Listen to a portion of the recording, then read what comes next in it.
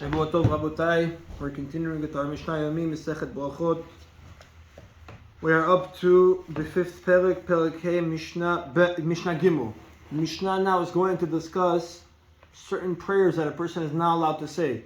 Previously, we were speaking about prayers that the Chachamim instituted. For example, Ashibuch Midageshem, and Tental Matal Bracha, and Natachon Antanu. But the Mishnah now is going to discuss prayers that a person cannot recite.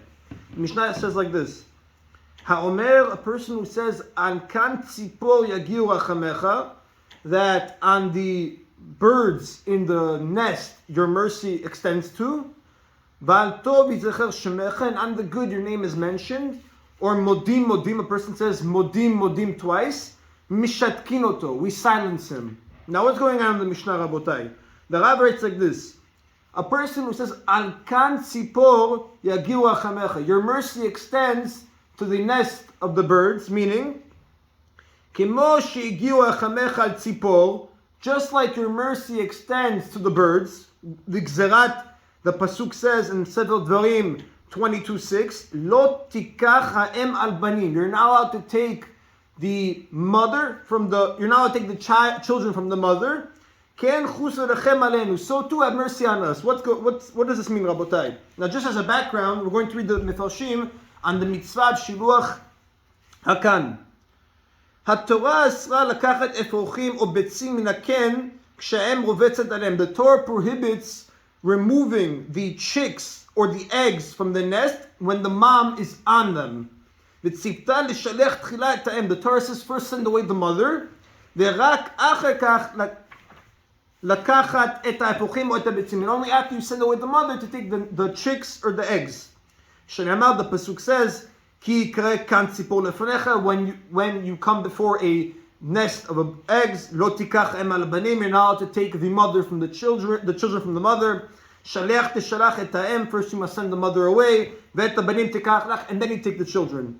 מי שמתפלל להשם, somebody who recites a prayer to God, saying, שכשם שהוא מרחם על הציפור, just like you have mercy on the birds, כך ירחם עלינו, have mercy on us.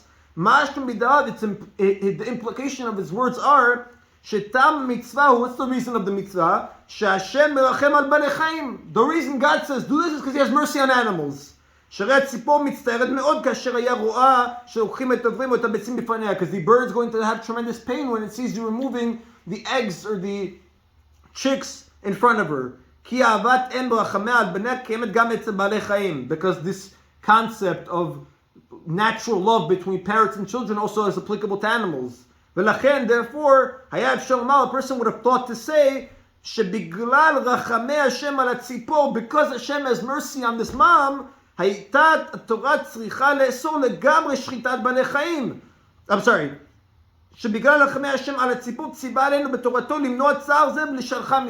thought to say, because Hashem has mercy on that mom, that's why Hashem says first take away the mom, remove the pain, and then take the animals. However, a person cannot say such a logic. Why?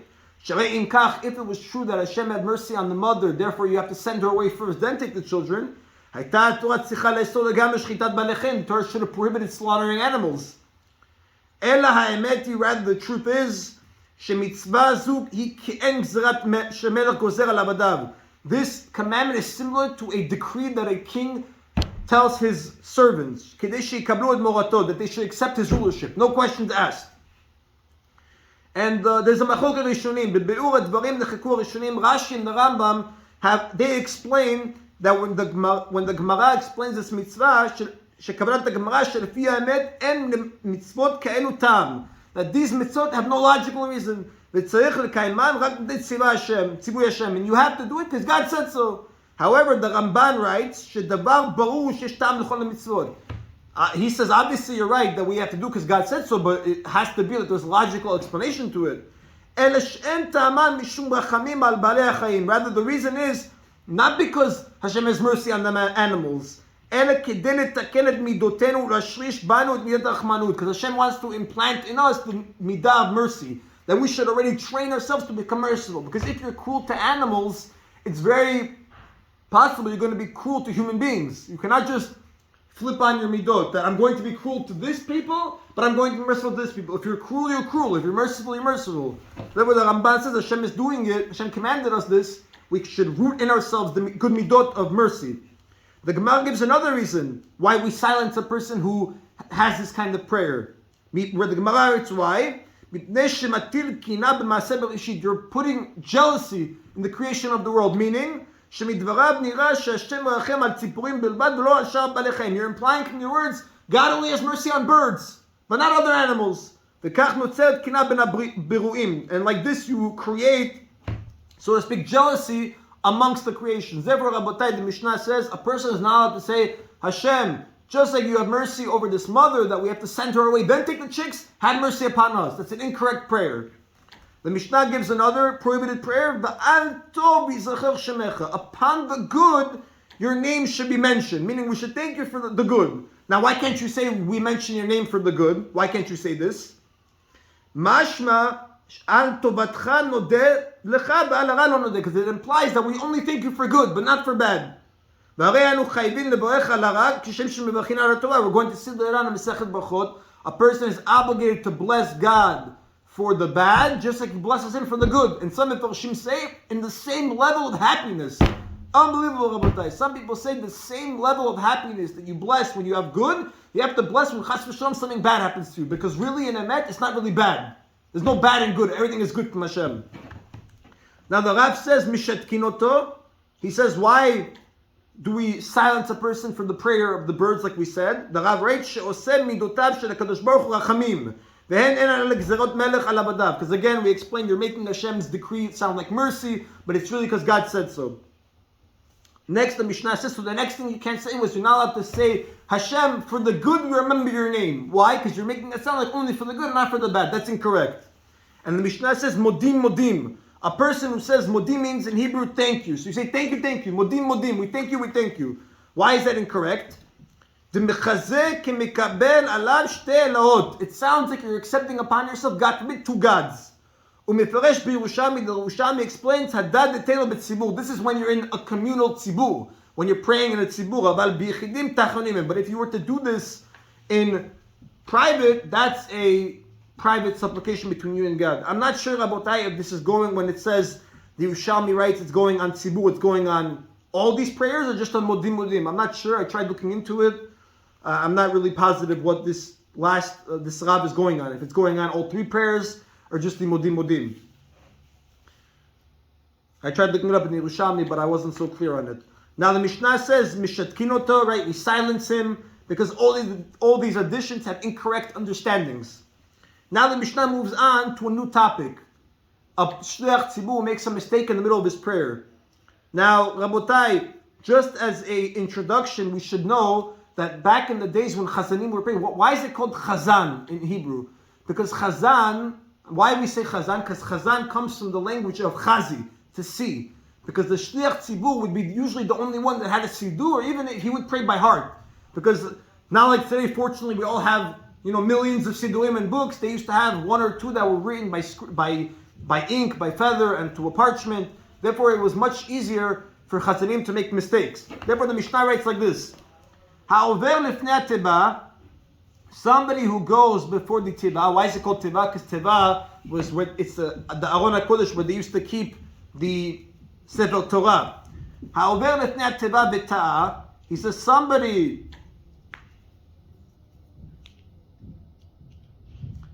who goes before the teba and he made a mistake. He got confused in the middle of his prayer. He lost track of where he is. V'ta'a, right? Either he skipped the prayer, the blessing that he's in the middle of Shemona Esrei, or he says he doesn't remember where he's up to. Ya'avor achel tachtav. We give a few minutes for this chazan to try to, catch up to where he thinks he is. But if he's not able to do that, we bring another chazan in his place. V'lo yeh sarban be'oto sha'a. A person should not refuse in such a situation. Meaning, if they come to you and they say, please go and become chazan because this person is lost, he's not sure where he's up to, you should not refuse. The Rav writes like this. Why? The actually brought down in Shulchan Aruch a concept where when they ask you to be chazan, you should refuse the first time. The second time you should be a little, hesitant, and the third time you go up. But the Rav writes, in this case, you do not refuse. Here you should not refuse, you should go up right away. Why? It's a gnai. It's very improper that you should make such a long separation of the prayer. Therefore we say in this case, go up right away. If the Chazan made a mistake, he doesn't know where he's up to and he cannot remember by heart. Where does this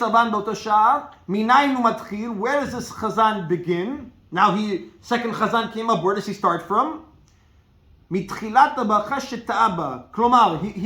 from the blessing that the Chazan made a mistake. Meaning, if the first Chazan skipped the blessing, the second Chazan starts from that blessing that he skipped. And he goes from there to the end. If the first Chazan made a mistake in the middle of a specific blessing, not that he skipped, but in the middle of a blessing he forgot the words, even if the mistake was towards the end of that blessing, the second Chazan must start from the beginning of that blessing. Because the first half of that blessing the Chazan said before he made a mistake doesn't count as anything. That is the end of the second portion of the Mishnah Rabotai.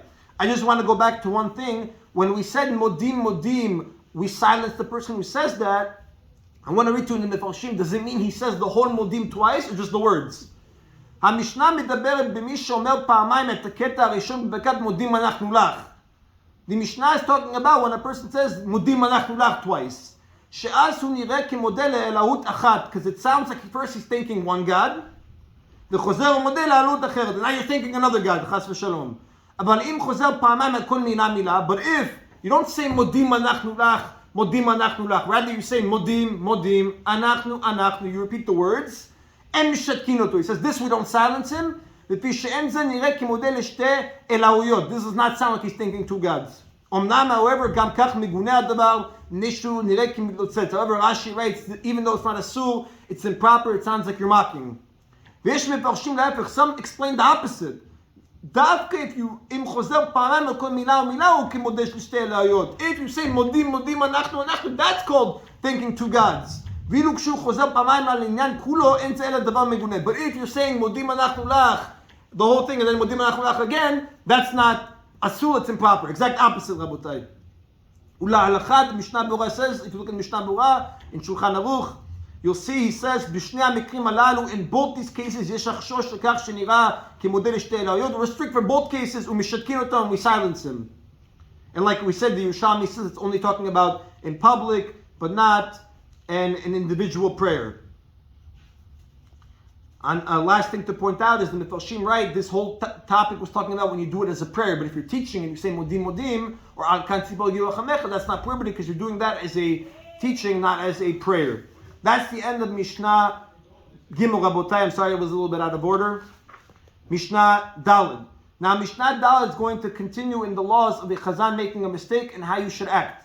However, a Chazan a person who goes to be a Chazan, lo ya'aneh achar kohanim amen mipnei hatiruf. Now when he's going to say kohanim and the kohanim go up and they start reciting the blessing, the Chazan should not answer amen. Why? Mipnei hatiruf. We're concerned balbel dato. He's going to be confused where he is, and now he's not going to know what's going on. The Rav writes like this: Lo yana amen achar kohanim besot kol bracha kemo sheshar hatziburanim. At the end of each blessing, like we say, Yivarech Hashem b'shmecha, Yireh Hashem panav b'necha v'yichuneka, and we answer amen in each intervals. The Chazan should not do this. Why? B'bnei hatiruf, because of confusion. Shelo titarev dato v'yitei. You shouldn't become confused and make a mistake. Why?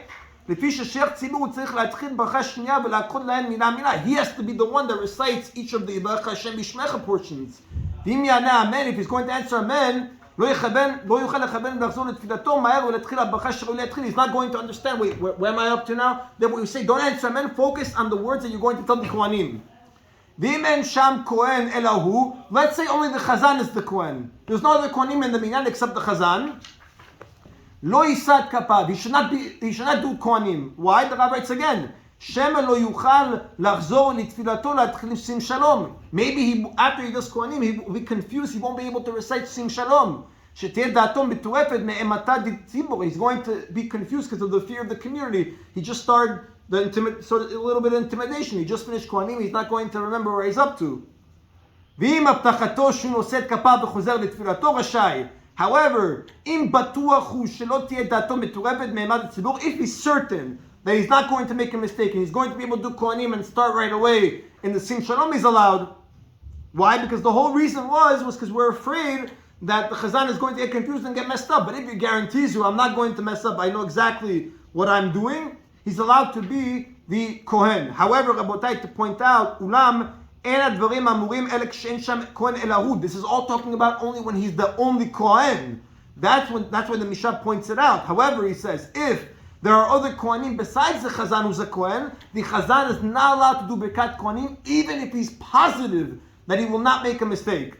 Because in this case, really we're always concerned. It happens to be when he's the only Kohen, in order not to cancel the mitzvah, if he's positive that he won't make a mistake, we allow him. But in this case, where without him anyways, we have Kohanim. The Chazal say we do not give you this leniency of being positive that you won't make a mistake and do it. Therefore, he will not be allowed to do Birkat Kohanim. The whole Mishnah was talking about En Kohen Elahu. He was the only Kohen. Therefore, if he thinks he's going to make a mistake, but if he's positive he's not going to make a mistake and he's the only Kohen, he's allowed to do Birkat Kohanim.